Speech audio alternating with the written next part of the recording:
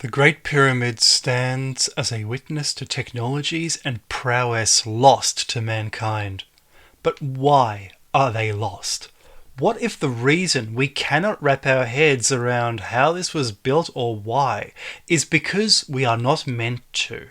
We are not built to. Because we were never the builders. We, humans of 2019. It was another. It was the long skulls, another form of human, of superior intellect and cranial capacity, who always held the keys to the mystery, and were in 2500 BC the original builders of the Great Pyramid and self-appointed custodians of humanity in whichever land they settled.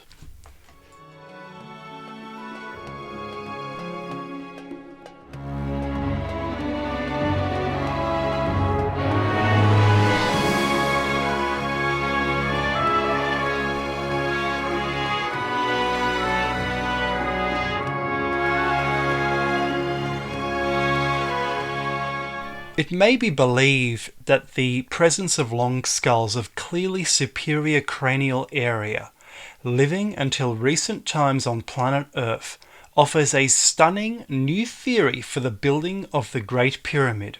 Hired mercenary long skull builders building worldwide structures. This is a possible, plausible solution to the paradox of how the Egyptians went from this to suddenly three of these in one generation under Snefru in 2650 BC, to the Great Pyramid in the following generation, and then back to this a few generations later, even forgetting about the buttressed internal building technique or accretion layers, which is the current archaeological term for this superior style of pyramid building. As soon as the 4th and 5th dynasties left, the Egyptians were left to start again from scratch, trying to build pyramids layer by layer, but failing utterly. Erich von Däniken has long stated his opinion that later human generations tied up their babies' heads in emulation of a type of entity with a strange elongated skull of the past, presumably E.T. People were entertained by von Däniken, but due to his taste for the theatrical, his ideas, many of which are valid, were rarely taken seriously. Recently, luminaries such as Brian Forster, who has done some amazing investigative work, has anatomically confirmed and published on YouTube and in book form what ancient civilization theorists have been saying for some time, that people only bound the heads of their children to resemble some aristocracy of predecessors to give their child every advantage in life. For the entire lives of these bound children, people would have gone up and asked, "Are you really one of them? Or just one of the bound babies?" It would have been an embarrassing question to answer. Can you imagine how many of them said, "I wish my parents had never bound my head"? Brian Forster's DNA testing of the long skulls to emerge in the Black Sea region actually accords with three independent pieces of evidence. Let us now look at them. We know the Black Sea went from freshwater lake to saltwater sea in about 5000 BC, which may have induced the long skull migration across the planet, remembered as the Noah story. In fact, did they themselves spread the flood story around?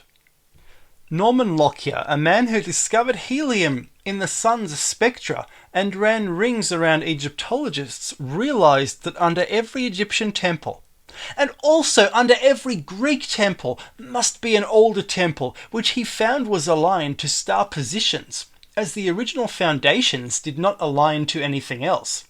His datings, backed by astronomy, are therefore irrefutable. Based on his analysis of changing temple alignments and therefore cults, he stated that invaders from the north seem to have reached Egypt in about 5400 BC, which we must notice corresponds to the Black Sea flooding. He called them hordes from the northeast who brought the worship of Anu, both a Sumerian and ancient Irish god, to Egypt. I think these might be related to Huns or red-headed Sumerians, except maybe a long skull version, such as we see in the pre-Sumerian artworks. Sumerian and Old Hun are the same language, despite what they say. How many forgotten Attilas ravaged the Middle East? They were also seafarers and also invaded from the east via the Red Sea. Lockyer says they came from North Babylonia, or that swarms of the same race invaded Babylonia at the same time. Lockyer knew this because he traced the direction of their progress across Egypt, based on the new alignments overbuilt on the original foundations of temples as they conquered and converted peoples to their religion, decade by decade, century by century, spreading across Egypt. Forget the Orion mystery. Lockyer is the best Egyptian archaeoastronomer of all time. But his 1894 masterpiece, The Dawn of Astronomy, is not part of the conventional archaeological canon. It should be. Evidence number 2. 1,000 years ago, there were Arab and Iranian geographers of the Islamic Golden Age who went on trading expeditions like Marco Polo. One, known in the West as Istakri, travelled to the land of the Khazar Khaganate, a successor state perhaps known to the Mongol Empire. Istakri said that most of the Khazars were actually Viking-like, red-headed with blue eyes, and this is not necessarily the case today in that region, though it backs up Brian Forster's information, showing people in the region today retain that genetic information. And of course we are aware that long skull mummies are red-headed. Evidence number 3. Ukraine is the Black Land, or land of black soil, traditionally the same name as the land of ancient Egypt. Chernobyl on Wikipedia is supposedly named after a type of liverwort or fungus. I completely disagree. These supposed city name etymologies you find in encyclopedias are a product of careful academics and never make any sense at all. It's always stuff that doesn't stir the pot that gets accepted and published. Radical stuff which is true is rejected. So, quite simply, the word Cherno in Russian means black. I think that is the root origin. It is possible that the long skulls were close enough, smart enough, and recent enough to have built the Great Pyramid. Akhenaten, obviously a long skull, represented the resurgence of the sun religion in Egypt, but as pointed out in the previous video, he was merely reasserting the sun worship present in the 4th dynasty. The Giza pyramids are east-west facing, which mean they venerate the rising and setting sun on the equinoxes. Khufu was also remembered with hatred as some kind of monotheist or atheist. Was he some Hun from Central Asia? I have suggested in previous videos a powerful Chinese link to Egypt. Khufu shut down all the temples, and for some reason his east-west pyramid complex venerates the rising and setting of the equinoctial sun. These were sun worshippers, Viracochas. Did he also beg the long skulls of the north for help in building his pyramid? Another possibility. I have said in previous videos that the Great Pyramid could be as much as 100,000 years old. Painfully aware of this chronological discrepancy in my videos, I based this dating on the need to have a highly technological civilization in a world as free of ice as today as a mechanism for the growth of this civilization, warm temperatures, and also considering the archaeological absence of high-tech in more recent layers. In addition, it would seemingly require worldwide resources if we built the Great Pyramid today. But that is only entirely contingent on human intelligence not changing significantly. What if it did? What if it was once higher than today? On the contrary, I am increasingly satisfied that the Khufu pyramid was indeed built in the 2500s BC, or at least rebuilt in that time from another pyramid on the site. I can assure you that there is actually huge information supporting the idea that it was built in that time, yet we know Khufu couldn't have built it. Egypt was in the Stone Age. It is so puzzling. But I think the long skulls could, even with primitive technologies of the people around them. They simply invented new ones as they went along. That is how we might actually keep to the conventional timeline and still present the Great Pyramid as a clearly superior technology. Were the long skulls of sufficient intellect to build the Great Pyramid in the 2500s BC? The Great Pyramid is not a human construction. I think it is a long skull construction, another variety of Cro-Magnon, possibly the original gigantic variety. Who else do the strange pre-dynastic coffins of pre-Egypt belong to? They were possibly invited to Egypt, given special aristocratic privileges, and were asked to build this using Egyptian labour, according to another possible scenario. These people were gods on earth, and their memory is obliterated. Imhotep here, clearly a long skull who invented stonework in Egypt, clearly seems to be a long skull, and he was deified.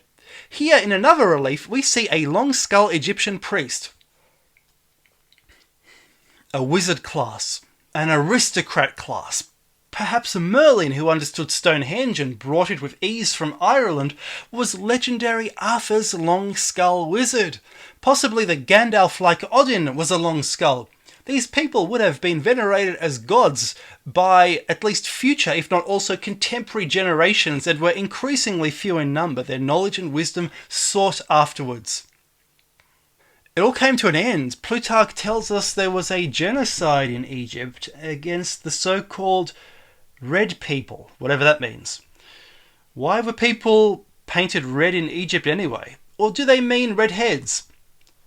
Perhaps of the Black Sea, one of the final homes of the long skull.